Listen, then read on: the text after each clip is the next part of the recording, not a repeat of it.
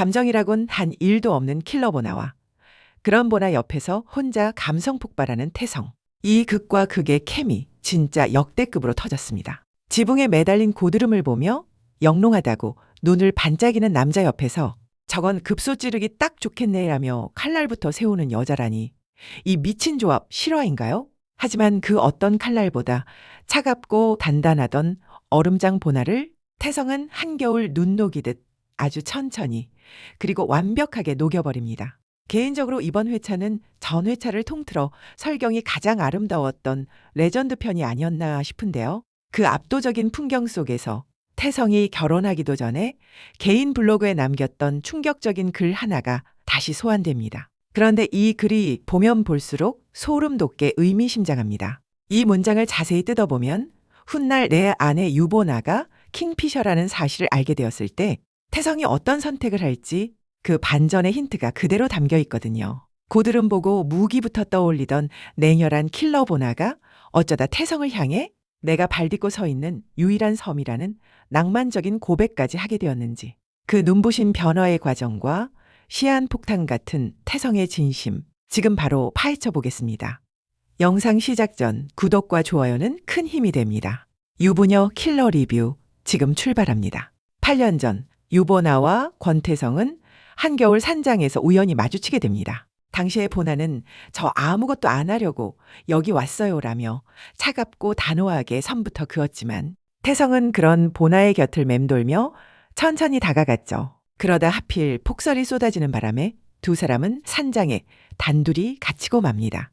외부와 차단된 채 오로지 서로에게 집중할 수 있는 둘만의 시간이 찾아온 겁니다. 하지만 두 사람의 텐션은 시작부터 극과 극이었습니다. 태성이 나뭇가지에 나란히 앉아있는 새들을 보고 저기 좀 보세요 라며 눈을 반짝였는데요. 당연히 올망졸망하고 사랑스럽지 않냐는 뜻이었겠지만 보나는 새들을 뚫어져라 바라보더니 무덤덤하게 한마디를 던집니다. 저건 한 입 거리도 안 되겠네. 심지어 당장이라도 눈덩이를 잡아 던질 듯이 킬러의 자세를 잡는 보나. 당황한 태성이 아, 추운 겨울날 씩씩하게 잘 살고 있네요 라며 다급히 수습하는 바람에 보나의 손에 들린 눈덩이만 뻘쭘해지고 말았죠. 이뿐만이 아니었습니다. 지붕 끝에 영롱하게 매달린 고드름을 보며 감탄하던 태성에게 보나는 또 한 번 초를 칩니다. 급소 찌르기 딱 좋겠네요. 새는 한입 거리 식량으로 고드름은 급소 타격용 무기로 봐버리는 보나. 눈덩이에 이어 고드름까지 연타로 엮이며 어리둥절해진 태성의 표정이 이번 회차 초반에 최고 웃음 터지는 포인트였는데요. 이 장면 보고 다들 웃기지 않으셨나요? 그런 태성이 문득 아련한 옛 기억을 꺼내놓습니다. 예전에 취재를 왔다가 길을 잃고 헤매다 지쳐 주저앉았을 때 무심코 고개를 돌리자 눈앞에 알록달록한 들꽃밭이 펼쳐져 있었다는데요. 너무 예쁜 걸 보면 심장이 쿵 내려앉는다는 감정을 그때 생애 처음으로 느꼈다고 하죠. 그 꽃밭 덕분에 지친 몸과 마음이 다시 살아나는 기분이었고 그 힘으로 다시 걸어 나갈 수 있었다는 태성. 지쳤을 때 에너지가 되어주고 멈춰 섰을 때 다시 움직이게 해주는 나만의 풍경. 누군가에겐 꽃이나 노을 같은 흔한 자연일 수도, 누군가에겐 어떤 순간이나 사람일 수도 있겠다는 이야기였습니다. 그리고 태성은 조용히 보나를 바라보며 묻습니다. 보나 씨는 살면서 그런 예쁜 풍경이 있었나요? 이에 돌아온 보나의 대답은 너무나 짧고도 씁쓸했습니다. 아니요, 없어요. 한 번도. 뭔가를 예쁘다고 생각해 본 적이 없어서. 평생을 피도 눈물도 없는 킬러로 살아오며 감정을 죽여야 했던 보나였기에 이번 회차를 통틀어 가장 마음을 울컥하게 만든 아린 대사가 아니었나 싶은데요. 그런 보나의 무채색 삶을 따뜻하게 끌어안듯 태성은 나지막이 약속을 건넵니다. 앞으로 내가 그런 예쁜 풍경들 많이 보여주겠다고 말이죠. 산장의 식량이 바닥나면서 보나는 사냥총을 들고 홀로 사냥을 나섭니다. 그런데 멀리서 요란한 총성이 귓가를 때리자 태성은 보나가 위험에 처했을지도 모른다는 생각에 다급하게 밖으로 뛰쳐나가는데요. 마음만 앞서 서두르다 그만 눈 덮인 경사로에서 발을 헛디뎌 굴러떨어지고 그대로 의식을 잃고 맙니다. 다행히 사냥한 꿩을 들고 내려오던 보나가 쓰러진 태성을 발견하고 그를 짊어져 산장 안으로 데리고 들어오죠. 태성을 간호하던 그 순간 보나의 머릿속엔 태성이 개인 블로그에 남겼던 문장이 선명하게 스쳐 지나갑니다. 수많은 위법자들이 제대로 처벌받지 않는 순간들을 지켜보았다. 아무리 애써도 뚫지 못하는 우리 사회의 어떤 벽들을 절감하며 절망하던 숱한 나날들. 그러는 동안에도 킹피셔는 계속해서 자신의 일을 했다. 많은 이들이 그가 누구인지 분석하고 왜 그런 일을 하는지 추측한다. 나는 그러지 않았다. 그에 대한 어떠한 것도 함부로 추측하지 않았다. 그렇게 훗날 킹피셔의 정체가 밝혀진다 해도 나는 놀라지 않을 것이다. 세간의 예상을 뛰어넘는 가령 백발의 노인이라 해도 나는 그저 언젠가 그와 만날 날을 기대한다. 모닥불 앞에 나란히 앉아 밤새 도란도란 그의 지나온 인생을 듣고 싶다. 킹피셔라는 존재에 대해 유독 남다른 관심과 이해를 내비쳤던 태성이었기에 보나는 그 글을 떠올리며 마음이 묵직해지는데요. 그런데 이 문장 다시 한번 곱씹어 보면 소름이 돋을 정도로 의미심장합니다. 정체가 밝혀진다 해도 나는 놀라지 않을 것이다. 세간의 예상을 뛰어넘는 사람이라 해도 라는 구절. 태성은 이미 그때부터 언젠가 마주할 킹피셔의 진실을 기꺼이 받아들일 각오를 하고 있었던 거죠.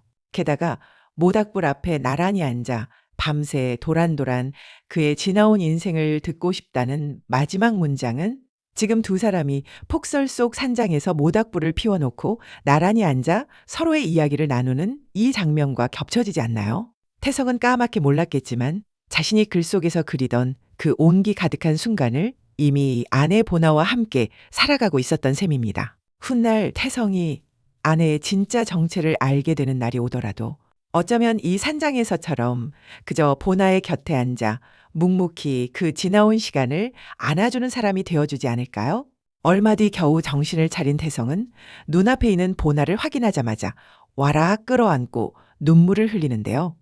보나가 자신의 눈앞에 살아서 있다는 게 너무 고마웠고 태성이 보나에게 자신의 진심을 들켜버리는 순간이었어요. 그리고 이어진 장면에서 태성은 하얗게 빛나는 눈꽃밭 위에서 보나에게 마음을 고백합니다. 보나가 나에 대해서 잘 모르지 않냐며 머뭇거리듯 되묻자 태성은 이렇게 대답하죠. 맞아요. 보나 씨 잘 모르죠. 그렇지만 보나 씨의 어떤 면들은 압니다. 사랑이라는 게 어쩌면 그 사람의 수많은 모습 중에 어느 한 면을 좋아하게 되면서 시작되는 거 아닐까요? 듣는 순간 가슴을 울릴 만큼 근사하고 따뜻한 고백이 아닐 수 없는데요. 이 진심 어린 한마디에 굳게 닫혀있던 보나의 마음도 마침내 움직입니다. 그리고 미소와 함께 이렇게 화답하죠. 내 이름 유보나예요. 본명이에요. 잘 부탁해요. 사랑은 처음이라. 그렇게 두 사람은 순백의 눈밭에서 설렘 가득한 첫 입맞춤을 나눕니다. 사실 보나는 이미 태성에 대해 누구보다 많은 걸 알고 있었습니다. 목숨이 위험할 수도 있었던 그 순간, 그를 구조하던 첫날부터 말이죠. 한겨울처럼 냉혹하게 얼어붙어 있던 보나의 삶에 태성은 비로소 세상을 따스하게 감싸주는 햇살 같은 존재였던 겁니다. 킹피셔를 내려놓으려 떠났던 외로운 여정은 어느새 온기 가득한 봄이 되었고 보나는 회사로 돌아가 다시 복직을 결심하게 됩니다. 사표를 철회하며 마음이 바뀐 이유를 묻는 질문에 보나는 나지막이 답합니다. 멋진 풍경을 봤다고요.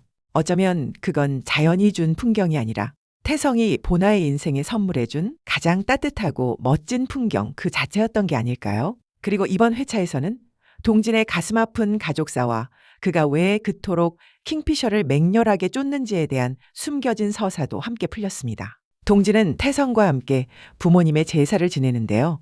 술잔을 기울이며 킹피셔에 대한 이야기를 나누던 중 동진이 세간에 단 한 번도 알려지지 않았던 충격적인 비밀 하나를 꺼내놓습니다. 4년 전 킹피셔의 마지막 범행 당시 킹피셔가 7살 어린아이가 바로 곁에서 보고 있는 앞에서 그 아버지를 저격했고 그 아이는 그날의 참혹한 충격으로 지금까지 말을 잃었다는 겁니다. 나한테 킹피셔는 피도 눈물도 없는 사이코패스 살인마일 뿐이야. 동진이 이토록 분노하며 킹피셔를 단정짓는 데는 다 그만한 이유가 있었습니다.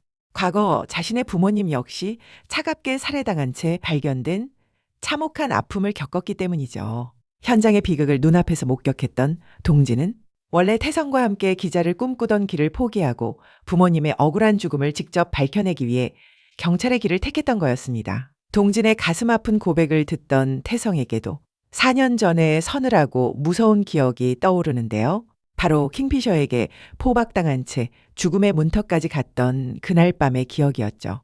이 대목은 웹툰 원작의 세부 설정을 바탕으로 풀어서 설명해 드릴게요. 동진이 분노하며 말한 4년 전에 그 참혹한 사건은 사실 태성이 현장에서 직접 눈으로 목격했던 바로 그 사건이었습니다.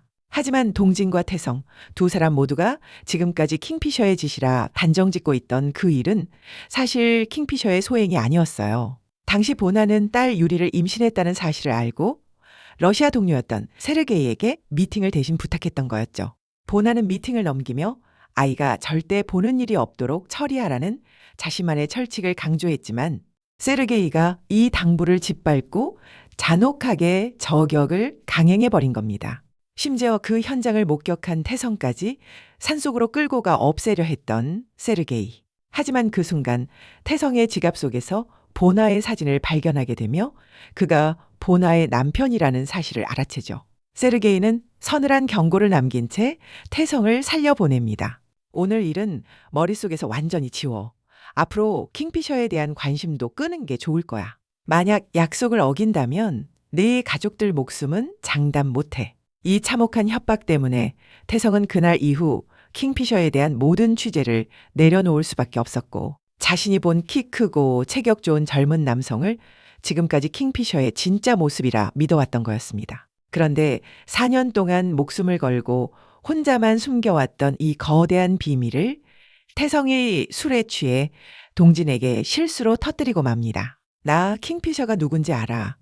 나 킹피셔 봤다고라면서 말이죠. 한편 집들이에 민폐가 될까 오지 못한 태민이 내내 마음에 걸렸던 보나는 정성껏 도시락을 싸들고 그를 찾아갑니다. 도시락을 까먹던 태민이 결혼하면 뭐가 좋아? 라고 묻자 보나는 가슴 뭉클한 대답을 내놓는데요. 친구는 가끔 맛있는 거 싸들고 내가 있는 섬에 놀러 오는 손님이라면 가족은 내가 발 딛고 서 있는 섬 그 자체야. 망망대해 같은 세상에서 유일한 내 섬, 내 작은 육지 같은 존재지. 한겨울 눈처럼 차갑고 외롭기만 했던 보나의 인생에 태성과 유리는 마침내 불안하게 흔들리지 않고 온전히 발 딛고 설 수 있는 유일한 대지가 되어준 겁니다. 그렇게 예쁜 설경 앞에서도 한 번도 예쁘다고 느껴본 적 없다던 무채색의 킬러가 이제는 사랑하는 이들을 향해 나를 지탱해주는 따뜻한 섬이 생겼다고 고백하는 사람이 되었습니다.